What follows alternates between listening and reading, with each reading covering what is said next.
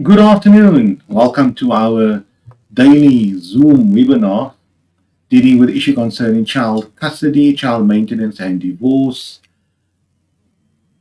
This video is obviously streaming live on Facebook pages. If you are watching this video, you know the drill. You are free to pose any question regarding the issue of child custody, child maintenance, and divorce, and I will try my best to answer it. These videos are about 20 to 25 minutes long. Therefore, you have that window to post your question. Please post a question on the Advocate Mohammed Abduroaf Facebook page. If you are on a different Facebook page, for example, Our Lawyer, or any other page where this video is being cross-streamed to, please go to www.abduroaf.co.za/live. There is a redirect link applicable to that specific website, and it should take you to the relevant Facebook page. As stated earlier on, the relevant Facebook page is Advocate Mohammed Abduroaf. Let's get going. It is Friday and the weekend is coming along, and I would presume many people have plans for the weekend, so we'll try to get this video out and going as soon as possible. Firstly, something that came to my attention, or somebody asked me recently, is the question, do I require a lawyer, an attorney, or advocate to assist me in any of my family legal problems relating to child custody issues, visitation, the other parent does not want me to see the child maintenance, I'm not receiving adequate child maintenance from the other parent, and so on. The question is, do I require or must I make use of a lawyer? And the same when it comes to divorce. Is it necessary for me to make use of an attorney or an advocate in divorce proceedings, and so on? So those are the type of questions which comes to my desk, and I'll try my best to give you a pragmatical and a reasonable answer. The long and the short of it is not a requirement for you to have or to make use of a lawyer, an attorney, or an advocate to assist you in a legal matter. It's not a legal requirement. You are allowed to represent yourself in a legal matter. So that is the law, and I would not like to bamboozle you and say that you have to make use of an attorney or an advocate in a legal matter. You are allowed to represent yourself. And if you cannot afford a lawyer, you should represent yourself in enforcing your rights. I'm also not here today to promote the services of an attorney or an advocate and say that you must go to them. I will deal with both sides. So if you cannot afford to have legal representation in a matter, then please represent yourself in the maintenance courts. The maintenance officer is there to assist you, or should be there to assist you. And if you appear before a magistrate underrepresented, he or she should be there to guide you, not necessarily assist you in finding in your favor unreasonably, or to make any unfair or unreasonable orders in your favor if the facts and the circumstances do not justify that, but there would be assistance. And in the case of a divorce, obviously, you can go to the courts, the divorce courts, the magistrates courts, the local courts, and they should be able to assist you with that. In the High Court, unfortunately, I cannot speak for all the High Courts, but you would not be able to get that type of assistance, at least at every High Court, if possible. The advantages of having a lawyer to assist you with a legal matter: firstly, he or she obviously understands the law, the legal requirements for a case to be proved, and so on, and the consequences of not complying with the specific legal requirements. So let's use a simple example. Let's use an example of a divorce. A divorce is quite a complicated matter if the parties are in dispute regarding the issue concerning child custody, child maintenance. Maybe there's an issue concerning the accrual. Maybe you want to apply for forfeiture of patrimonial benefits, and so on. These are complicated matters which lawyers went to university, they studied at university for many years, and they are knowledgeable of the legal principles and the law applicable to a specific case. So in the case of a divorce, as I mentioned earlier on, you need to prove that the marriage has irretrievably broken down, and there are no prospects of reconciliation. That could be the same thing. it would be totally advisable for you to make use of a lawyer under those circumstances, because the lawyer will know what to stipulate in the documentation, and he will know how to outline it and how to plead it. If you do it yourself, firstly, you might not know what you are doing. And on the flip side, there might be certain negative consequences if you make a mistake or you do not state certain type of, make certain allegations or provide certain information that you should have provided in your legal documentation. Now, let's say the other side, he or she obtains legal representation, the documentation gets to the other side, and now they attack your documentation. They refer to certain rules of court that states or stipulates that certain things must be, in your documentation, and that's documented, well documented. And you're now at a disadvantage because you do not understand the law and you're fighting in a battle which you are not prepared to. Those are the advantages of having a lawyer, and a lawyer will be able to assist you and advise you and make sure that the documentation is 100% correct, or at least they should do that. They should try to do that.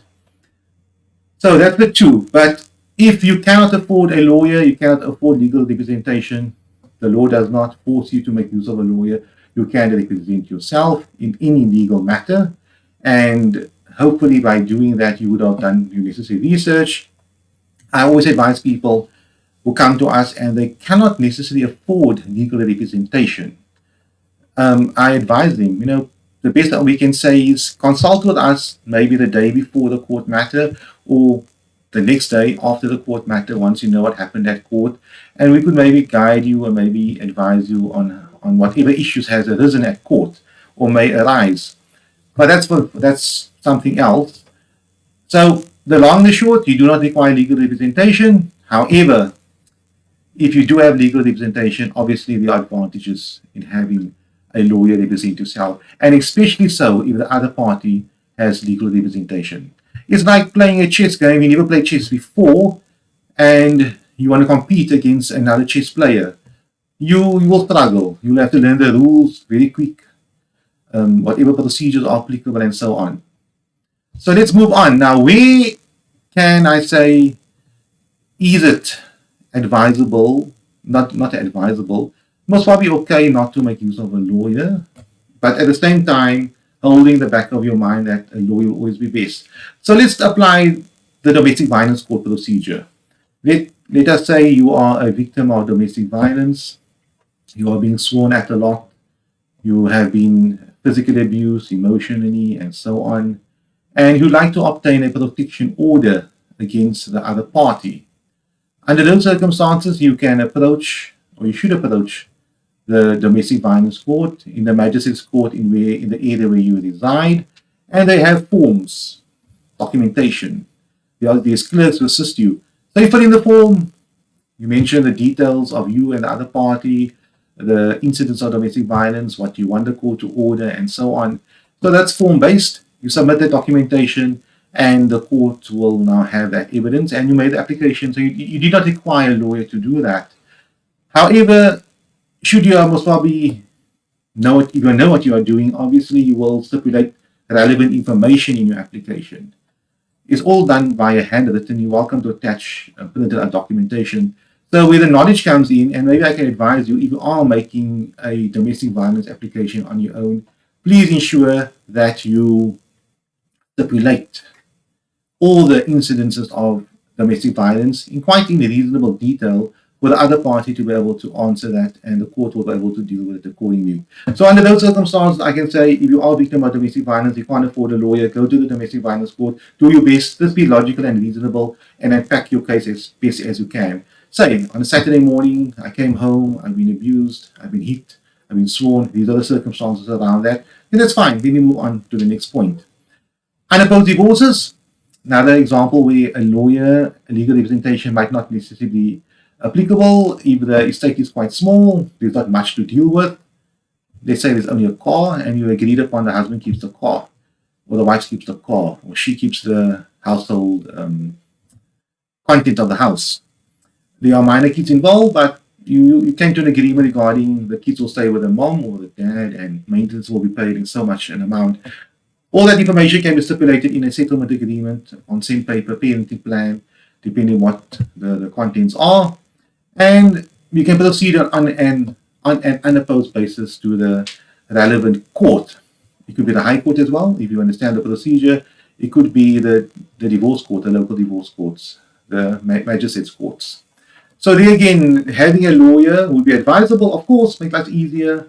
You might not know the procedures involved, serving documentation on the office of the family advocate, the specific rules of court, but with maybe some guidance from the court and maybe online or speaking to somebody, you might be in a very good position to be able to finalize the divorce without legal representation.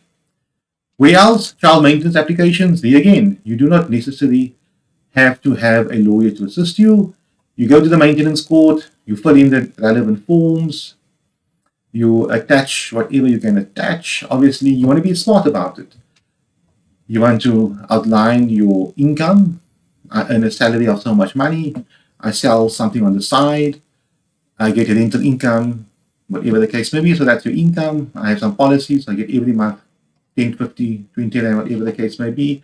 So that's your income. And your expenditure, I pay for this, I pay for that, for the kids as well. So you outline it very well.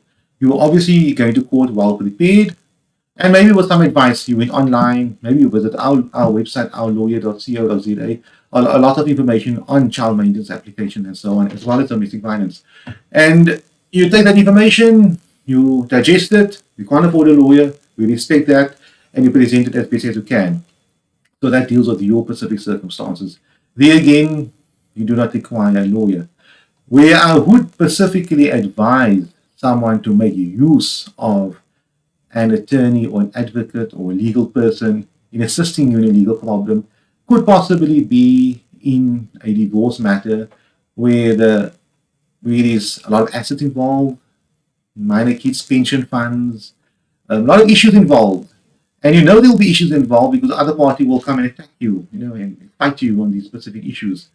And there might also be a bit of money available to litigate on those specific issues, because if you are entitled to X amount of money in terms of your marriage, and the other party is planning on fighting you on it all the time, but you're entitled to it, then you can economically work out if it's worthwhile getting a lawyer to assist you with a specific matter. But that might be a smart idea.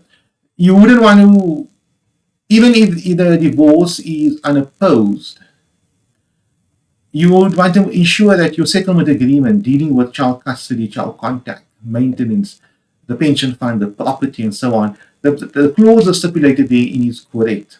Obviously, if you do not deal with the pension fund clauses correctly, the pension fund can say, oh, we're not referred to in here. Nothing is stipulated about you obtaining half the pension fund.